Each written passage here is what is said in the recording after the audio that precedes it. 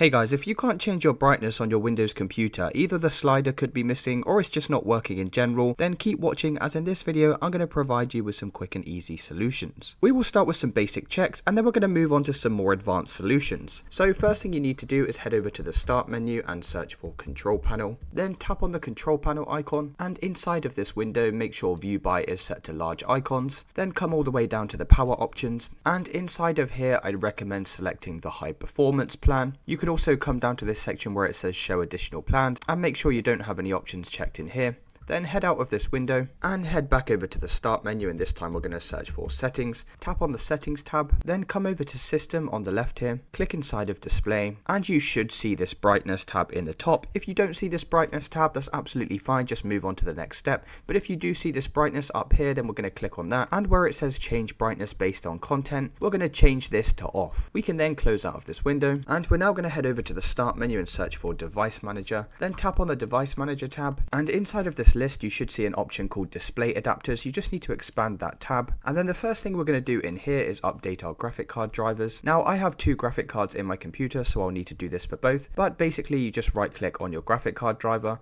and select update driver, and then we can search automatically for drivers. Then if you get a window like this pop up on your screen saying the best drivers for your device are already installed, we can close out of this window, and we're going to right click again and select update driver. This time you're going to select browse my computer for drivers and press let me pick from a list of available drivers on my computer. Then just select your graphics card from the list, press next, and you should get a message saying Windows has successfully updated your drivers. We can then close out of this window, and next thing you're going to do is enable and disable your drivers by right clicking and selecting disable device, and then we can come into it again and right click and select enable device. If you have two graphic cards like I do on the screen here, make sure both of them are enabled and none of them are disabled, as this can also cause the brightness issue. Then the next thing you need to do is come down to the monitors section and expand that. And we're going to do the same with our monitor by right clicking on your monitor, select update driver, and we can search automatically for drivers. And once again you can close out of this window and right click again, come back into update driver, and this time we're going to browse my computer for drivers, click the let me pick from a list of available drivers on my computer, and once again select your monitor and press next to reinstall the driver.